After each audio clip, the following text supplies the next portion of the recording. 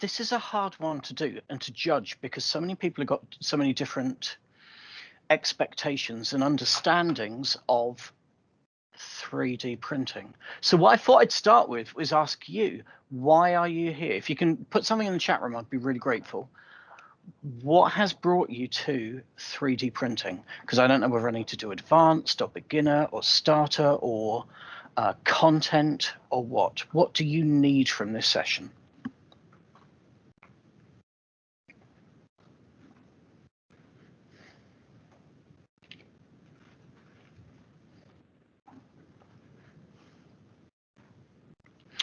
And then, if no one comes out with anything specific, I'll just dive into the PowerPoint. Excellent. Right, Alan, which 3D printer have you? Oh, sorry, looking a bit closer. Alec, which 3D printer have you got coming? Do you know?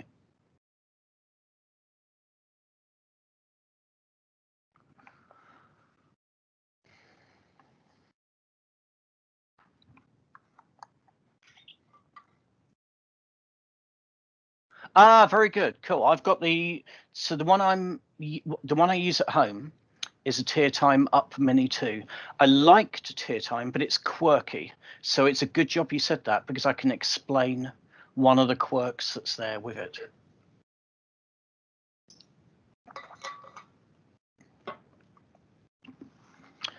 And Kirsty, in art background, totally fine. Welcome in. It's 3D printing is a fabulous thing. Now, there's a thing that I've wanted to do for a while from an artistic point of view for arts wise background, is to make 3D reliefs that you could then do rubbings of or ink printings of, and that's something in my mind that I want to do. I'll show you how to do that, just in case you can get ahead of me. In that case, you got a Tier Time Up with no power supply. Is the power supply not gettable on its own? 2D images into 3D models. Okay, that's interesting as well. But okay, we can have a look at that as well. In fact, again, on the Up Mini, there's an option to do that, which is weird. I'll show you that. In fact, in 3D Builder, I'll show you that as well. Right, so let's have a quick dive in. Print 3D, not Paint 3D, Print 3D. I love 3D printing. You got loads of them coming in. I'm impressed. I love 3D printing, but I am fully aware that 3D printing is an absolute big bag of hurt sometimes. It is such a complex and weird thing to explain, and yet it shouldn't be. So the way I always describe it to people when I'm starting to talk about 3D printing is 3D printing is as simple as a microwave if you had to wait for a microwave for 8 hours for a lasagna to cook.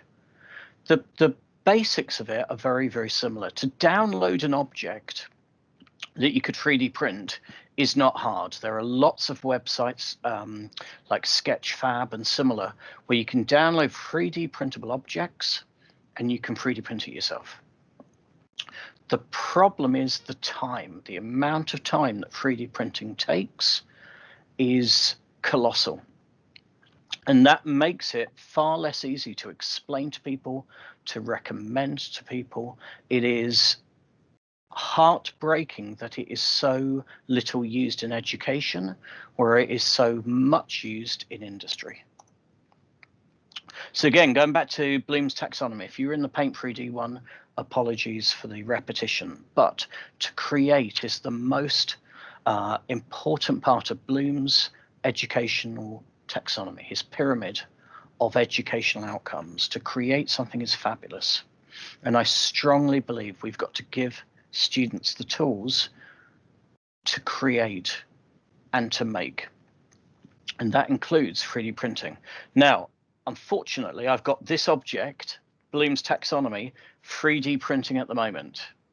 Transitions are stopped. Why are transitions stopped? Oh, okay, whatever. I loaded in a PowerPoint and it was all gibberish, so I had to refix it in a break. This object is 3D printable, the Bloom's taxonomy object. So let's just zoom in so you can see it a little bit. I made it to be 3D printable. The only problem is it's taking 5 hours to 3D print. I set it off at breakfast. I kind of hoped it'd be done by now. It's got about 25 minutes left to go. Urgh.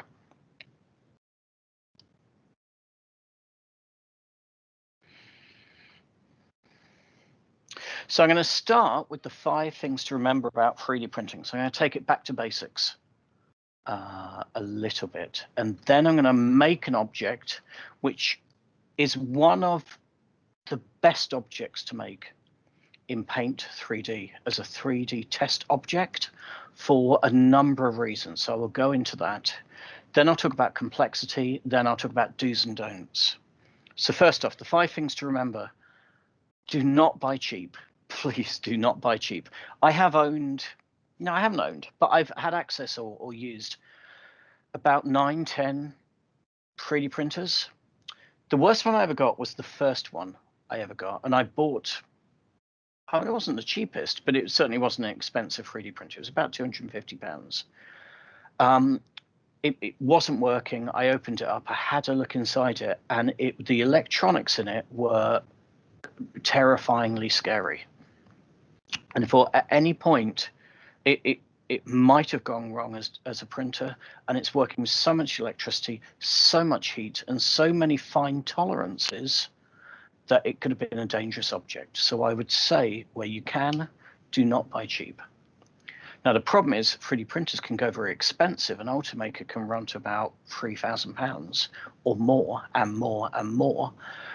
They don't have to be that expensive. I've got very good ones. The one I use, like I was saying to Alec, is an Up Mini 2. That at the time, that cost £350. It's gone up a little bit since, but it's £350. And that is stunningly good. It's a really good value for money printer. The one that I recommend into education is the Dremel, either the 3D40 Flex or the 3D45. And I've been using that at college for the past 18 months. And it has so far been bulletproof. I've only had one failed print out of a lot of print. It's got a good size print head, print bed. It's very, very good. For the lack of aggro that Dremel has given me, and the Dremel that we bought was £1,500. For the lack of aggro that's given me, that has been worth its money many, many times over, or worth how much more it was than the other printers. Patience. A 3D print will take a long time to do. It just will. 3D printing is a very slow process.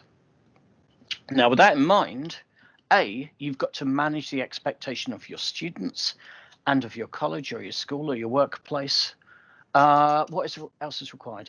Can I get onto that in a second, Alexander? So manage the expectation of the person getting the 3D print. If they're expecting something big and exciting and like a 3D printed skull or something that is roughly life size, it's going to take a long, long time. One of my colleagues asked for a Mandalorian helmet to be 3D printed, and when I showed him how long it would take, he apologized. And what I did was I 3D printed him a Mandalorian Boba Fett helmet at a smaller size because he wanted it for a child's birthday cake. So I just edited it a little bit so you could open it up and it had sweets inside it. He was delighted, but he needed to know how long these things took. Alexander, so you were saying what else is required in terms of consumables for 3D printing? Really and truly, all you need is a 3D printer, the material, the filament that you're going to use, and a couple of things are useful. So like heat-proof gloves are useful, not necessary, but useful. A wallpaper scraper is useful, not necessary, but useful. It makes life easier. Often the 3D printer that you buy might come with those things. The Up Mini and the Dremel both came with those things. Is there anything else you need in terms of consumable? I don't think so. It depends what you print with. If you print with ABS rather than PLA, for example, you can use acetone to give it like a vapor wash on top of an object that you make, that will smooth it and create a smoother surface. But that's when you're getting into slightly, you're getting to a little bit more in 3D printing that you necessarily need as a beginner. Acetone will clean a 3D print bed if you need to, but again, it depends on what you get. The Dremel that we use, the 3D45, comes with a glass print bed that you can lift off and wash straight away. It's brilliant. The Up Mini that I've got comes with a removable print bed, so you don't have to wash it. Again, so it depends on the device that you get. Think small. So if you were looking at the Paint 3D demo that I did earlier, one of the things that I did was a coin or a medal. And the reason I do this, the coin and the medal, and get students to make these things, is because if you tell a student that you will 3D print something for them, they will dream big, they will think big, they will want a Mandalorian helmet, they will want a recreation of a blaster from Fallout, they will want a large diorama figure from whatever, Halo. Sorry, you can tell I teach a games design course, but you see what I mean. A student will not be aware of the requirements of 3D printing, the time requirements of 3D printing. If you say to a student, I will make you a medal or a coin, you've just got to design the coin, design the relief bump map on the coin. That's fine. There is no expectation of you printing a coin that's 100 times bigger, because that's not what you said. You said you'll make a coin, and the lovely thing about a coin is it's coin sized, which means you can print out 5, 6, 7, 8, or 9 on a print bed, and you can therefore get an outcome to your students much quicker. So when I'm starting 3D printing with the students, it's medals or coins always from the get-go, because I want students to feel that they've understood the remit, understood the outcome, and that the outcome is deliverable within, say, a week, or within that academic week. And now, not lastly, there's one after this, but this is the most important one of the 5. Remember the pyramid. When you 3D print, it is impossible to 3D print in an upside down manner. And what I mean is this. This pyramid is great. The pyramid that I've got on the screen is great. It's just a pyramid object, and both of these will 3D print. The bottom right-hand one, the upside down pyramid, is unstable. It's on a point, which means it'll fall over during the 3D print. But the angle is correct. That would 3D print if you can give it stability underneath. So what I do with a pyramid of this size, which I'll show you when I go into Paint 3D and show you a couple of things. What I do with that is I'd have a couple of things on either side to make sure it's not going to fall over. Or you can use scaffolding and support material. And support material is 3D printed extra geometry that stops something falling over, or works on something called an overhang. So let's go into this. This is a Mayan temple. So what I'm trying to do is get my students to understand what can and can't be 3D printed. And a pyramid can both ways around. It's just unstable. A Mayan temple can only be 3D printed standing up, not upside down. And it's because of these areas here. Let's just zoom in a little bit. So this is almost perfect as a 3D print. Everything goes up and in, up and in, up and in. This is where it will fall down and break. Interesting.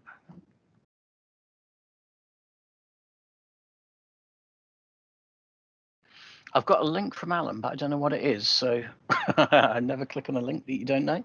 So this aspect here cannot 3D print without scaffolding or support material. And the problem with that is there's so much of it that you won't, it will take that much more clearing and cleaning to fix, and it's just going to cause you lots and lots of problems, and therefore it's going to cause your students lots and lots of problems. So with this in mind, I want to show you this main temple, and this bit will break and explain how to fix that. So I'm just going to go into Paint 3D.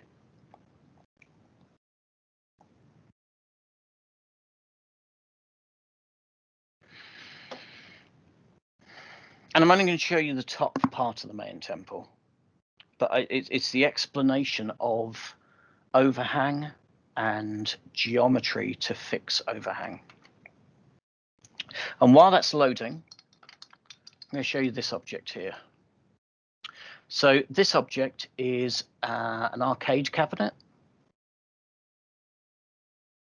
that I made in Paint 3D, and it took a few iterations to do because this angle here is legitimately the lowest you can get on a Dremel. So there you'll be safe, there you'll be safe, there you'll be safe, there you'll be safe. If this angle there was anywhere from here downwards, it would be fine.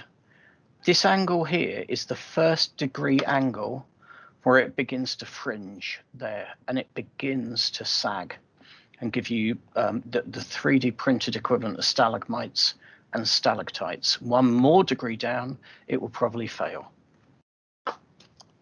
So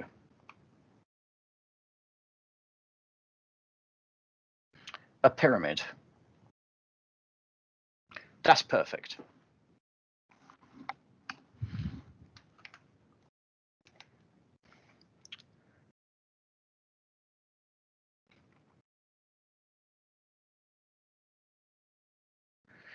That is a perfect angle, but it's imperfect in terms of stability here. By the time you're 3D printing up here, it will probably fall over.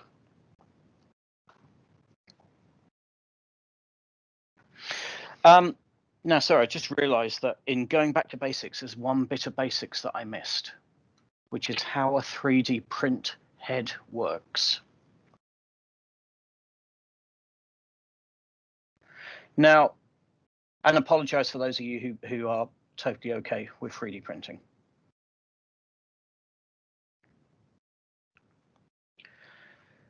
A 3D print head works by putting thin 3D filament into a heater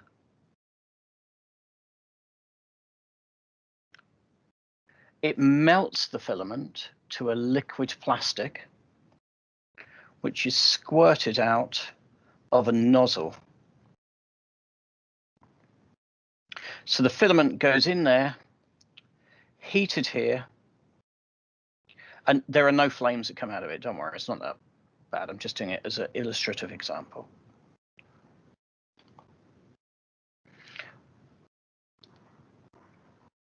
Heated there, and it comes out thinner and molten there. It's a little like squirty cream. If you get a canister of squirty cream, hold it down, press the button, cream comes out of the nozzle. It's a tiny bit like that. Now, the problem with that is every bit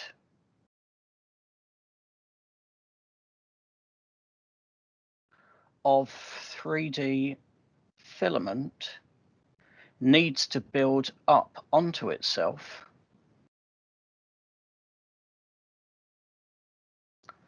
in order to give itself a stable platform.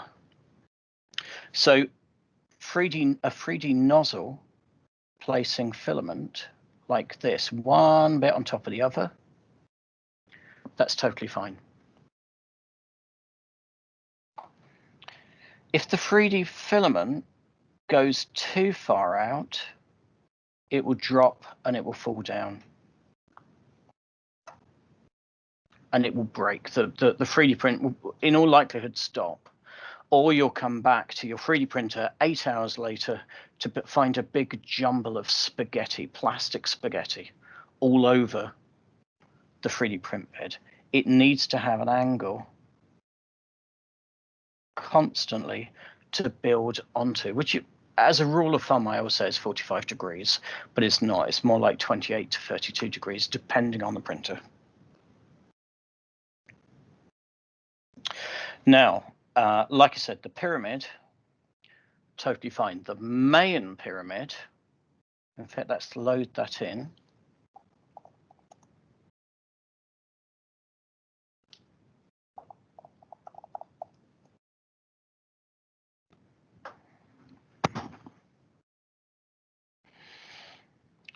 The main 3D pyramid will not work for a couple of reasons.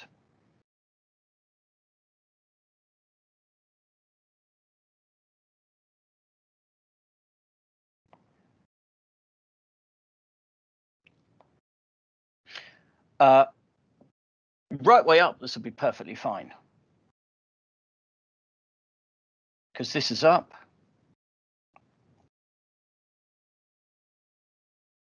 And this is across. Up, across, up, across. Totally, totally fine. It's all flat. It's beautifully arranged to be 3D printed. Upside down, no chance.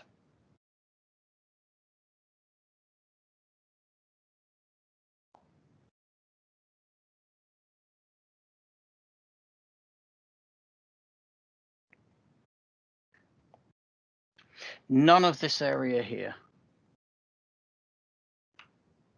has anything to sit on.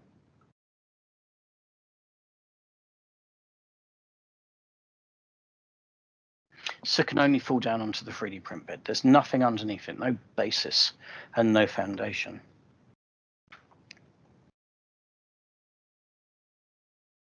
But there's one part of this pyramid that won't print, which is here. Again, there's no basis. There. Nothing's going to work. Now, a 3D printer, let's go into this one for a second. Up. Here is a 3D print piece of software. In this case, this is the tier time up software to load in a 3D model. Now I'm just going to load in the object that I've been making over the past few days, which is, where are you?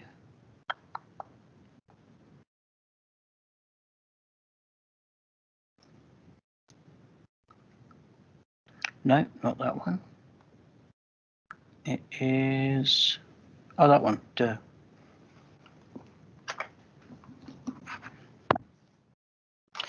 Now that is this, when it loads out. I'll show you the 3D printed outcome. And my students and I last year, or rather the students, made custom 3D printed toys. So like Funko. So one of the ones that my students made, for example, was this one.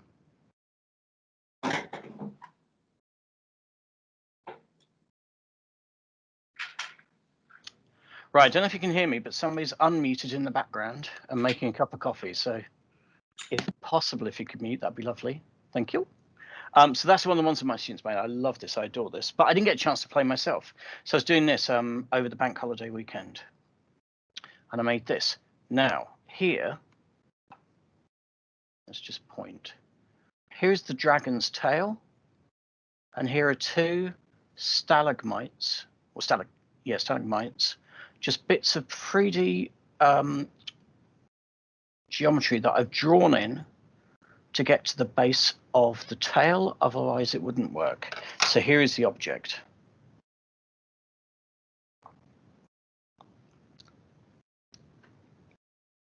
And if I rotate it, actually I might load this into 3D Builder, that will be slightly easier.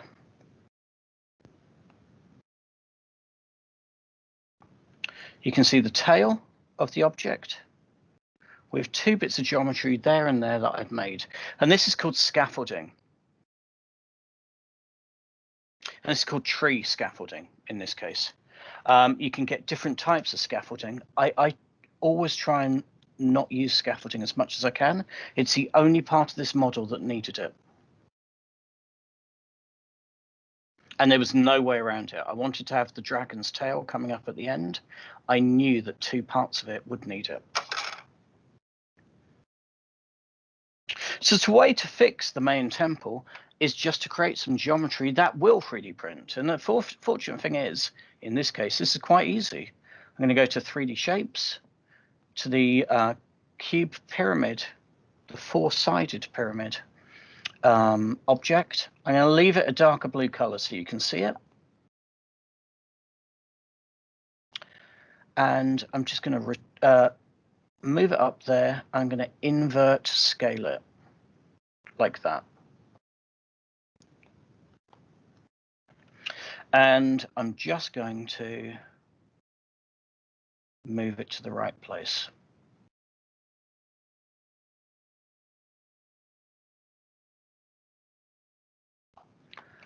There, so I'm going to rotate it all 90 degrees. I can see it's just slightly off. There. Now, in doing that, I've added some geometry, which is an acceptable angle, just under 45 degrees. This one, this layer here, let's just draw on it so you can see it a bit more. There. That layer there, the red, cannot 3D print. You would have to use scaffolding, and that would make it a very unwieldy object to clean.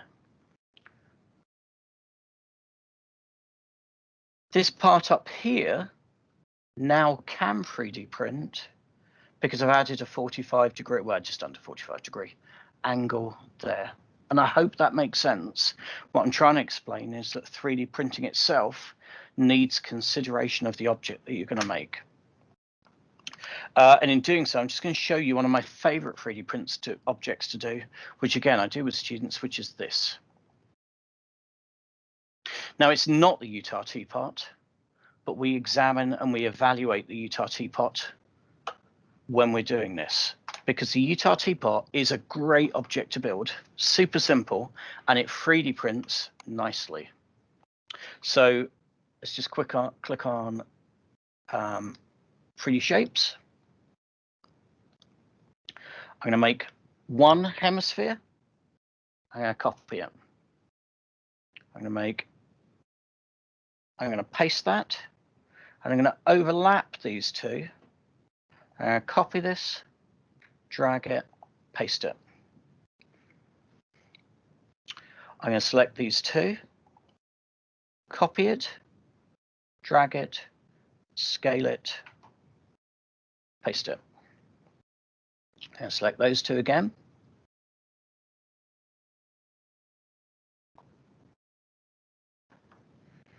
I'm going to paste them again.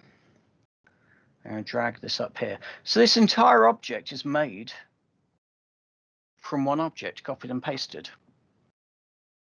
The only thing I'm not going to use a sphere for is the handle.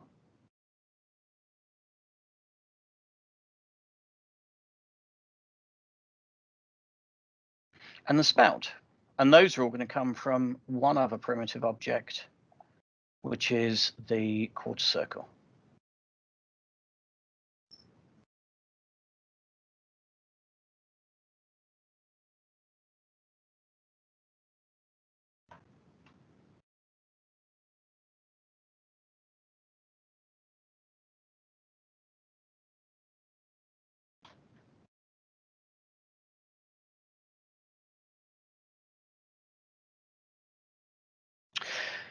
Now, the good thing about doing the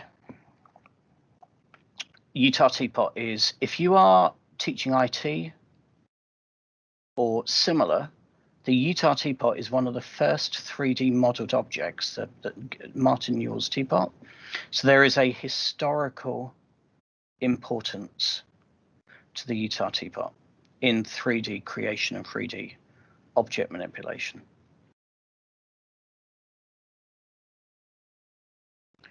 And then I'm going to add one more for the spout.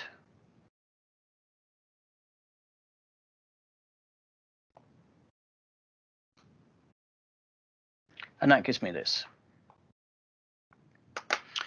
Super quick, super simple, and a student can sit there and add more spheres, more hemispheres, more tubes, donut shapes as well, if they want to, then 3D print it out. This would take a while. This would probably take 3 hours to 3D print. But as an example, what you could do is do it with your class and say the best 3D teapot or coffee pot that is made is getting 3D printed. So there's an incentive for the students to create the best one. Using exactly the same tool, I made this. Now, if you know the art trails, in fact, let's load it up so you can see it.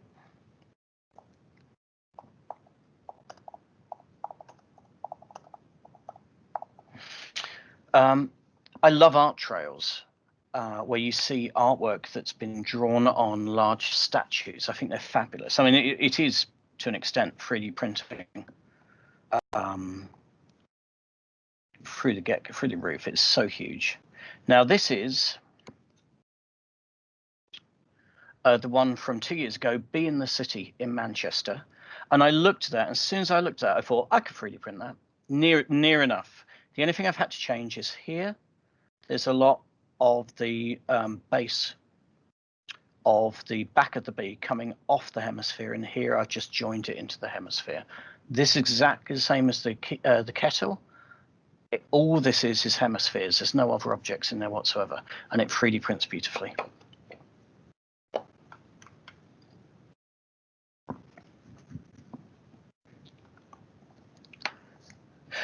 So you make an object to be printed. That's the important thing of the design. And then the last thing about this is health and safety. If you are 3D printing, you are working with hot metal objects. The heater for the plastic, the heated print bed are all very, very hot, especially the nozzle where the plastic comes out of. Very, very hot. Now, 3D printers nowadays are enclosed.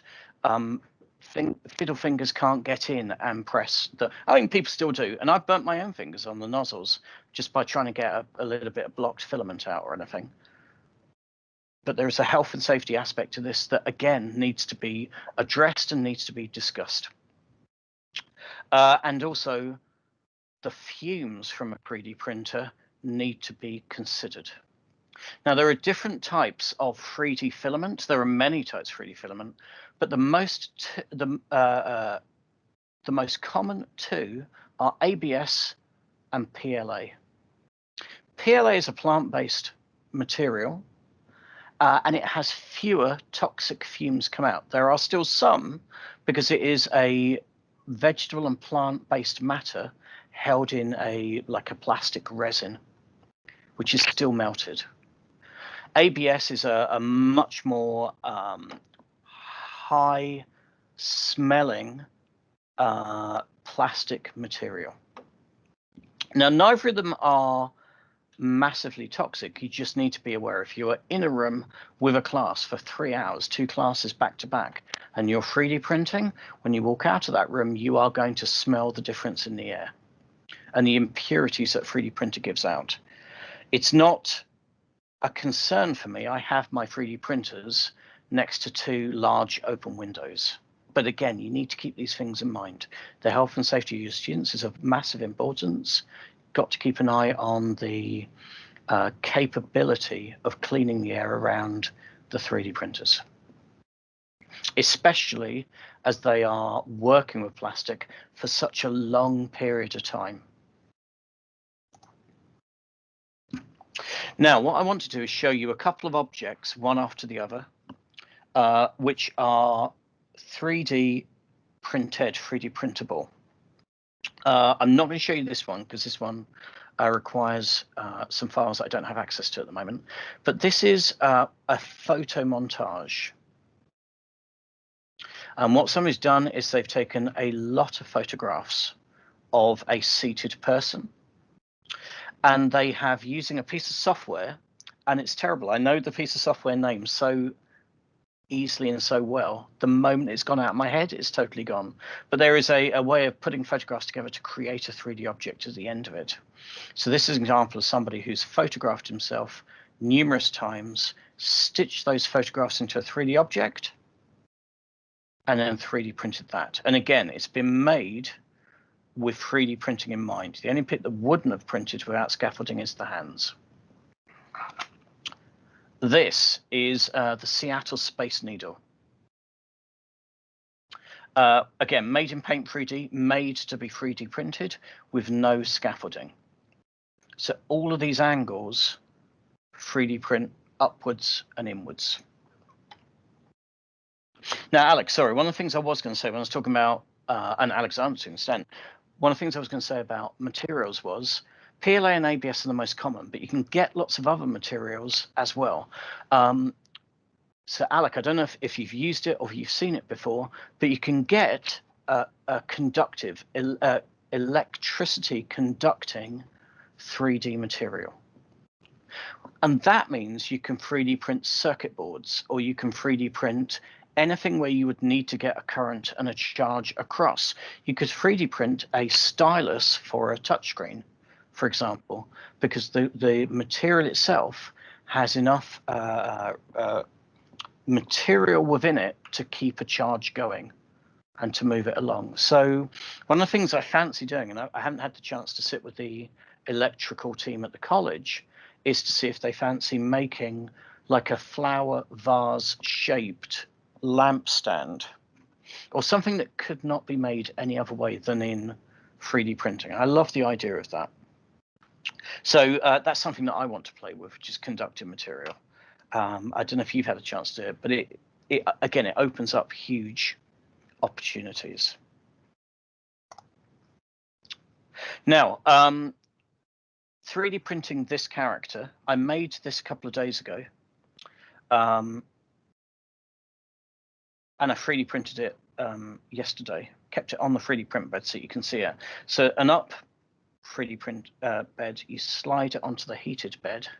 It's metal, so the heat of the machine goes through them. This is where you would need a wallpaper scraper for, which is to get the object off of the 3D print bed. If I do this, I can sort of feel a bit of give. Could you lift it higher, please? Oh, sorry, yeah, there you go. So you've got the metal print bed. I slide it out of the 3D printer. That gives me this. Now, I can pull it off like that. I just don't like doing it. If you've got a wallpaper scraper, you can just get underneath it and scrape until it comes off. But now you can see that this bit here, which is my scaffolding support for the tail, has fallen off. And now I just have a dragon standing.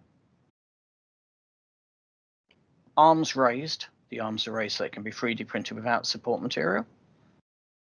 And there you go. He just sits there, stands there. So I made him a couple of days ago in Paint 3D. Let's go to that model, which is here.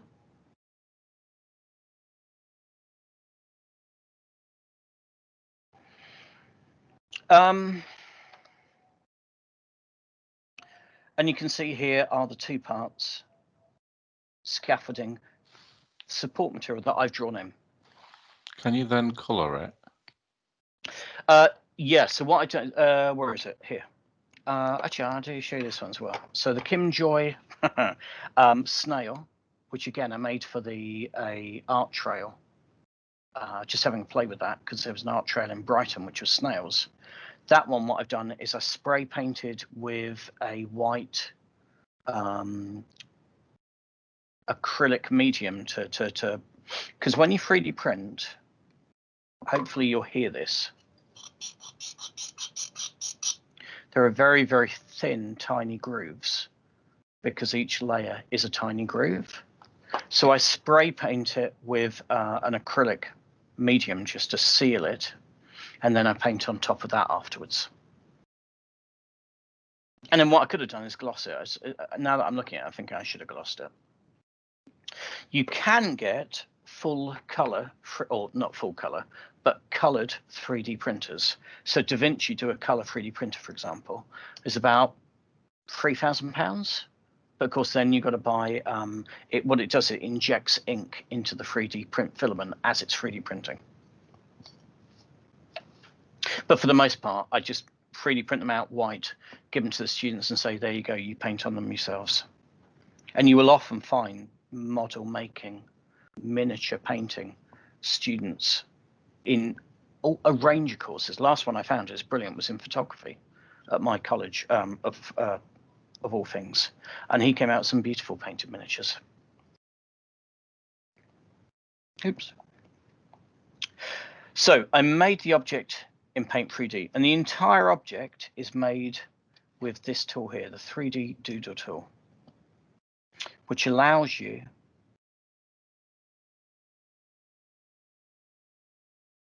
to draw and create shapes. So this is how I made this dragon.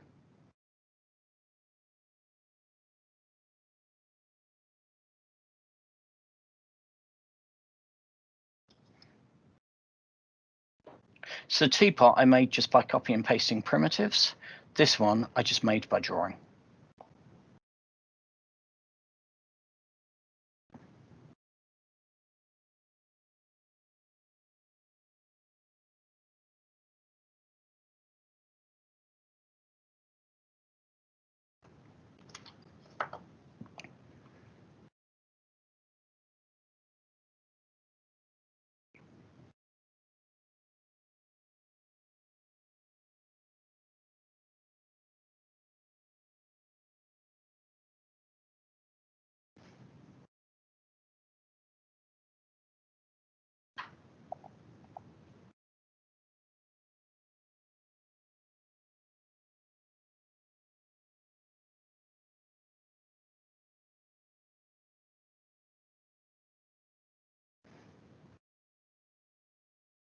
And then the actual making the object was fairly quick. The trick was then to make sure that all the angles would come out 3D printably nicely.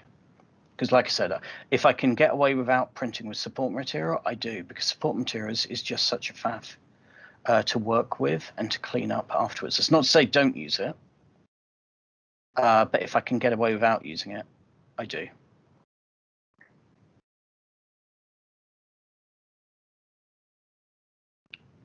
So that's how I made it. Now, one of the tricks and tips that's well worth sharing, and this is also for Kirsty as well, is once I've got the object made, I make a base object. I go into 3D Builder, which is another free Microsoft tool. Let's just open that one.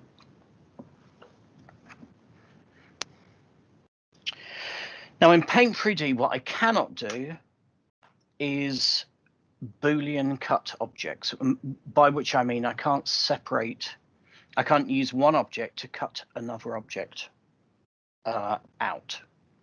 Whereas I can do that in 3D Builder. 3D Builder also allows me a chance to repair any objects. So this object here, again, wouldn't have 3D printed nicely, but in this case it will, because 3D Builder is repairing it at the moment. Now, Alec, you've got a tier time up and a tier time larger. I think I said a box, can't remember. Are you using the Up Studio software to use that, or does that allow you to use Cura or another piece of software?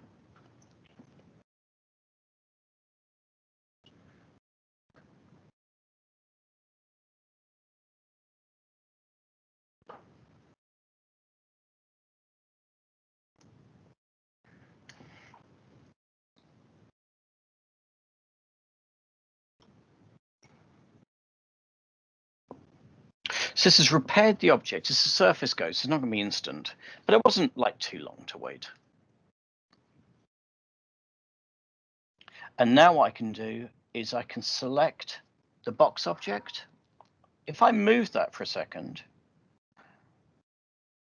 you can see that actually the feet and the tail are just rounded objects, because that's how a doodle works. It's a soft round-edged object. But if I Bring this back up, and I go to Edit and to Subtract.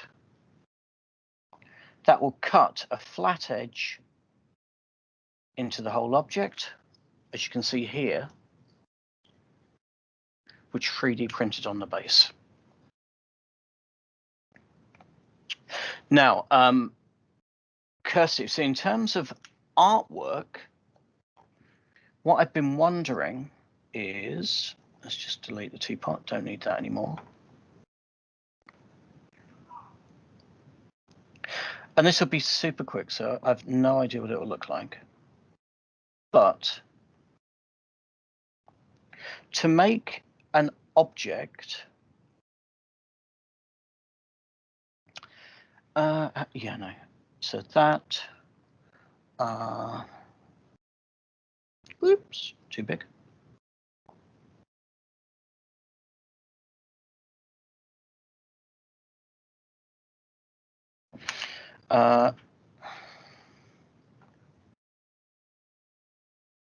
To make an object as a rubbing medium, like a stamp of some sorts, if I select all of this,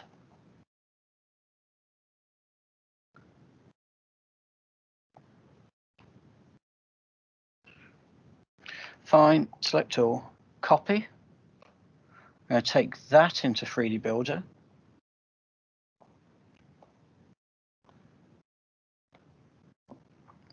I am going to, in order to make this a stamp, and like a flat-edged, flat-tipped stamp, for all of the artwork, I do the same thing that I just did with the feet of the dragon. I would create a box to be my cutting object and tell it to subtract. And then I've got a flat edge stamp that I could use and 3D print. That will give me this. Deselect all. Let me just change the color of the background. Material, simple. Yes.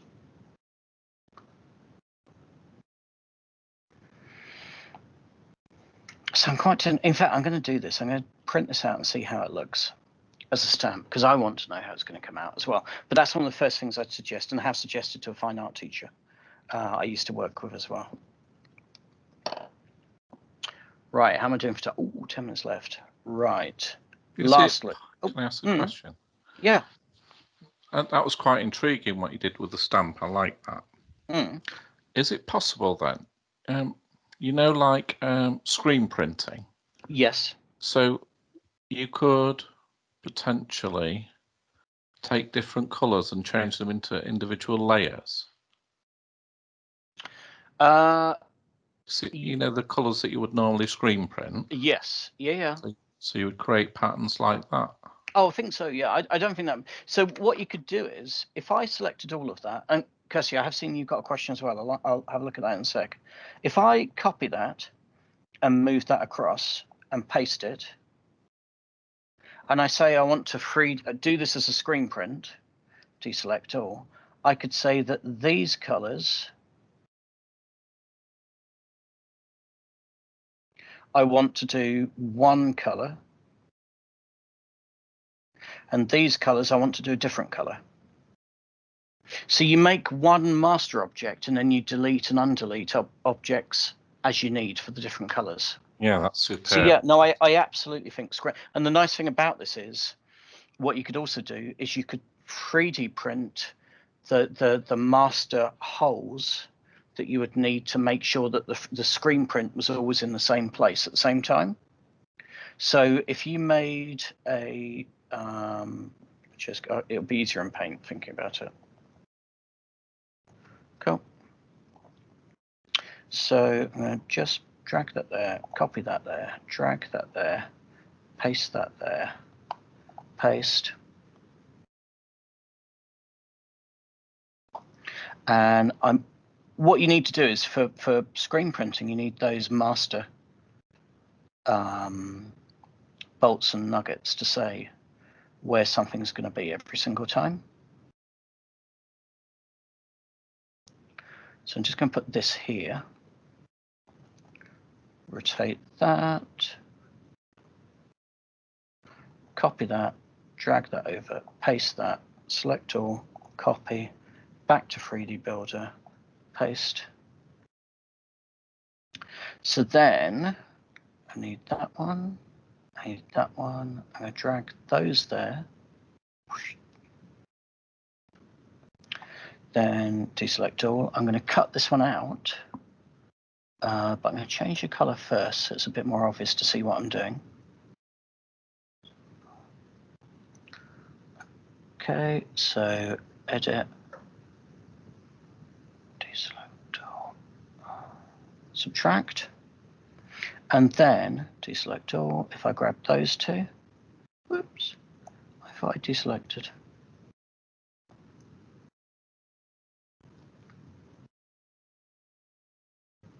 So if I then cut these two out, group, subtract, then I can make myself an area to screen print to make sure that these things are always in the same place, each different layer.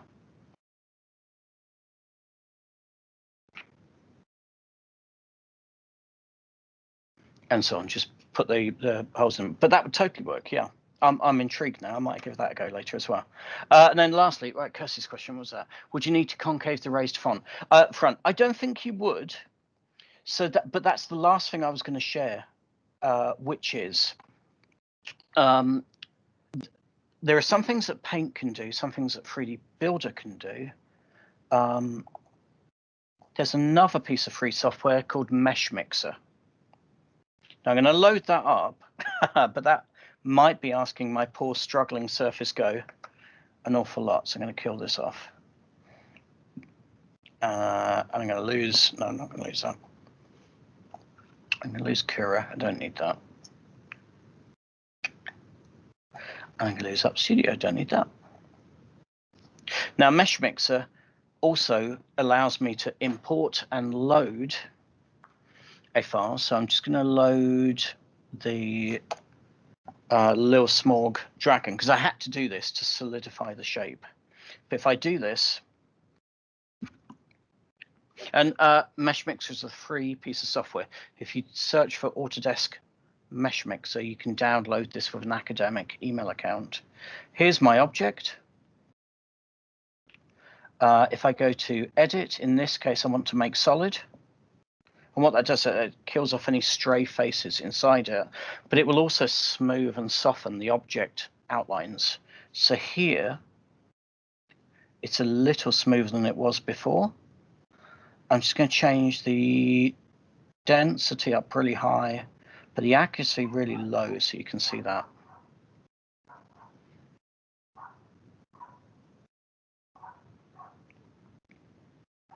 And that'll take a little while to calculate. But Kirsty, that would then soften the edges a little bit of the raised front. It depends. I don't know if it's going to work as a stamp because I don't know that the material will take on ink and then put that ink onto a piece of paper. But there's no reason why you couldn't then spray it with like a wax shield or a silicone shield on top of that. I love the idea of the potentials. So here you can see with low accuracy, that hasn't managed to smooth everything out. Whereas if I whack the accuracy up, update, this will then look nicer. So it'll give you a chance to soften the edges and the curves.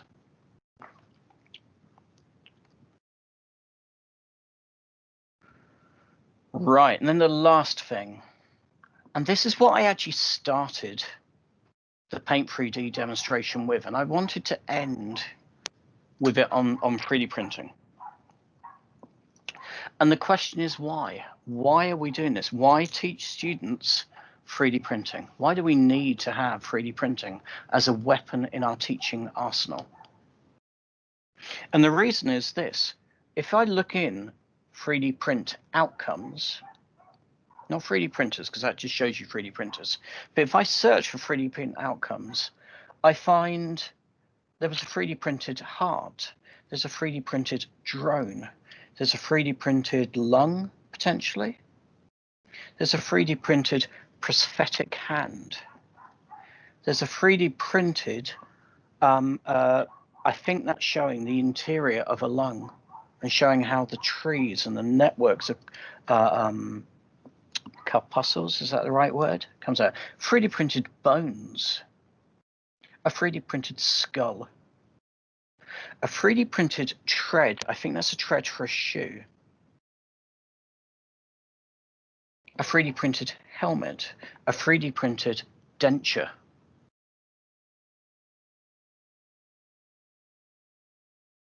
What settings do you?